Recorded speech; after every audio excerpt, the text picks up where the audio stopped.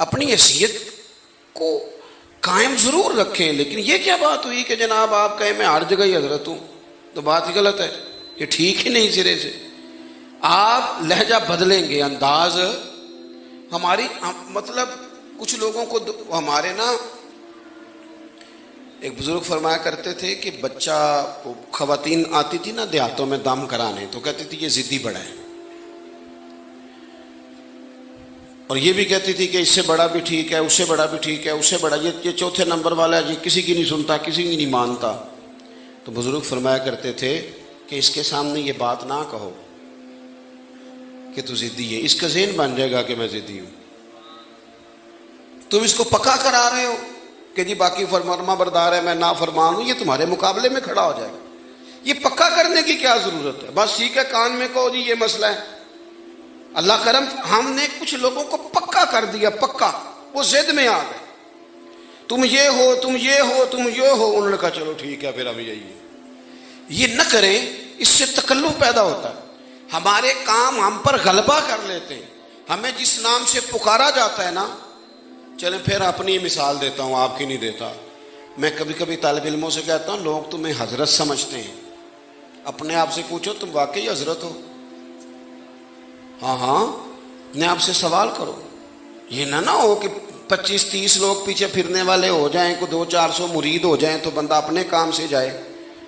حضرت مجدد الفسانی رحمۃ اللہ علیہ نے ایک شخص کو خلافت دی، کچھ دنوں کے بعد احوال پوچھے تو وہ کہنے لگے حضور اللہ تعالیٰ کا بڑا شکر ہے، آپ نے اعتماد کیا تھا، اب میں دین کے 3 شعبہ جات میں خدمات سر انجام دے رہا ہوں۔ کہا کون کون سی؟ ایک تو کہنے لگے حضور میں تقریر کرتا ہوں، واعظ و نصیحت کرتا ہوں، اور دوسرا میں کتاب لکھتا ہوں، تحریر تصنیف تالیف کرتا ہوں، اور تیسرا میں اللہ تعالیٰ کے فضل سے تدریس کرتا ہوں، صبح پڑھاتا ہوں، کلاس میں جاتا ہوں، اسباق میں نے اپنے ذمے لیے ہوئے ہیں، تو تقریر بھی، تدریس بھی، تحریر بھی، تینوں کام کرتا ہوں۔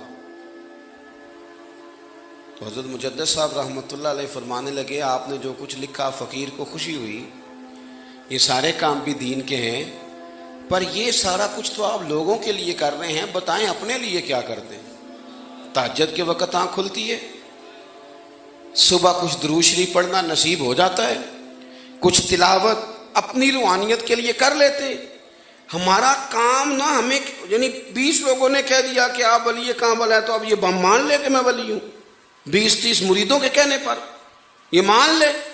جو زیادہ مضبوط لوگ تھے نا، زیادہ تگڑے، وہ تو زیادہ ڈرتے تھے، ان کے اندر زیادہ احساس تھا کہ یار یہ لوگ میرے بارے میں اچھا۔ حضرت ابو ہریرہ رضی اللہ تعالیٰ عنہ نے جا کے عرض کی یا رسول اللہ صلی اللہ تعالیٰ علیہ وسلم، لوگ میری تعریفیں کرتے ہیں، میں پریشان ہوں، ہر آدمی میرے بارے میں خیر بولتے ہیں، میں پریشان ہوں۔ تو حضور نے فرمایا ابو ہریرہ اگر تو مخلص ہے اور لوگ تیرے بارے میں خیر کے جملے بولتے ہیں، یہ تو دنیا میں تیرے لیے بشارتیں ہیں، لیکن وہ اپنے جگہ پہ ڈر رہے ہوتے تھے، لوگ انہیں کہتے تھے، وہ خود اپنے آپ کو ماننے کو تیار ہے، لیکن ہم تو زبردستی منواتے ہیں۔ یہ 2-4-5 لقب کوئی کم بیان کر لے تو مصیبت کھڑی ہو جاتی، جناب وہ آپ کو پتہ ہی نہیں ماں بدولت کیا ہوتے ہیں۔ میرے عزیز، ہمارا کام ہم پہ ہم بن کے بیٹھ جاتے ہیں کہ میں سیاستدان ہوں، میں تاجر ہوں، میں ڈاکٹر ہوں، میں لیکچرار ہوں، میں فلاں ہوں، میں حضرت ہوں۔ پھر اس کا نقصان ہمیں یہ ہوتا ہے کہ میں نے دیکھا ہے کہ میلاد کی محفلوں میں غریب غریب لوگ رہ جاتے ہیں۔ اگر کسی بڑے آدمی کو کبھی بلانا ہے تو اس کو مسند صدارت دے تو تب وہ آتا ہے، غریب لوگ رہ جاتے ہیں۔ اور دین آیا بھی شروع میں غریبوں میں ہی تھا، رہے گا بھی غریبوں میں، اور حضور نے فرمایا تھا قیامت میں جب میں جنت جاؤں گا تو آگے پیچھے دائیں بائیں غریب لوگ ہی ہوں گے۔ حضور نے مالداروں پر بھی کرم فرمایا ہے، لیکن حضور کو امیر نواز نہیں کہا جاتا، غریب نواز کہا جاتا ہے، غریب نواز ہے محبوب۔ جو سمجھانا چاہ رہا تھا واپس لوٹتا ہوں، ہم اپنے اوپر غلبہ کر بیٹھتے ہیں کہ میں فلاں صاحب ہوں۔ نقصان کیا ہوتا ہے؟ تر و تازگی ختم ہوتی ہے۔ آپ کو پتہ ہے ڈاکٹر مشورہ دیتے ہیں کہ صبح سیر ضرور کریں، کام جو بھی کریں سویرے سیر، کیوں؟ وہ کہتے ہیں آپ کو تر و تازگی کی بھی تو ضرورت ہے نا۔ میں جو بات آپ سے عرض کرنے لگا ہوں اس پر غور کریں، کام کوئی بھی کریں لیکن رات کو ذکر مصطفیٰ ضرور کریں، حضور کی نعت پاک ضرور پڑھیں، حضور کا ذکر ضرور سنیں۔ آپ صبح جس مرضی کام پہ جائیں، جو بھی جائز ڈیوٹی آپ کرتے ہیں، پر جانے سے پہلے قرآن پاک کی تلاوت کر کے جائیں اور حضور کی نعت سن کے جائیں۔ یہ جو مزاج دیکھیں نا، اعلیٰ حضرت رحمۃ اللہ تعالیٰ علیہ سارا دن فتویٰ لکھتے ہیں، غیر مسلموں کے اعتراضات کے جواب، بے دینوں بدعقیدوں کے اعتراضات کے جوابات، ڈھیر ساری ڈیوٹیاں اور بڑے کٹھن مراحل سے سارا دن گزرنا، لیکن رات ہوتی ہے تو پتہ کیا کہتے ہیں؟ کہتے ہیں ان کی مہک نے دل کے غنچے کھلا دیے،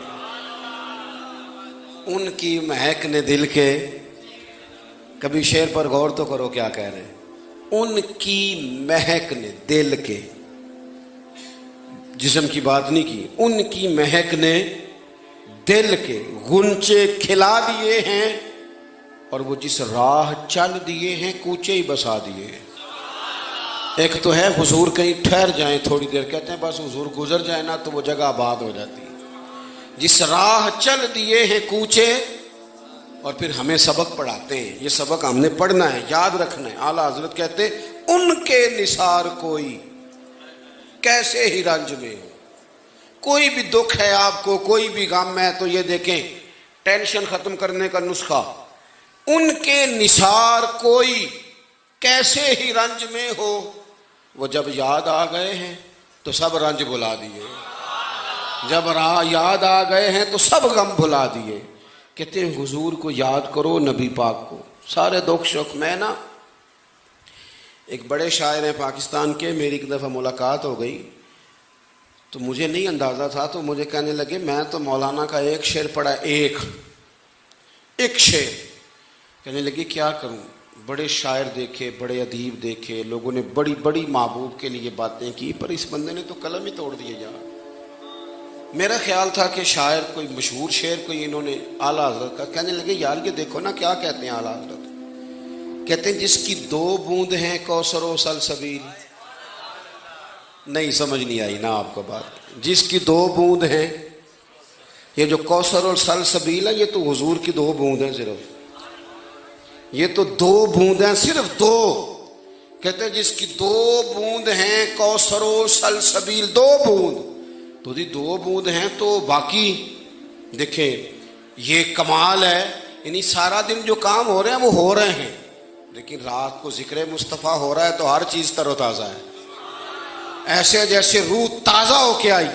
جس کی 2 بوند ہیں کوثر و سلسبیل، ہے وہ رحمت کا دریا ہمارا۔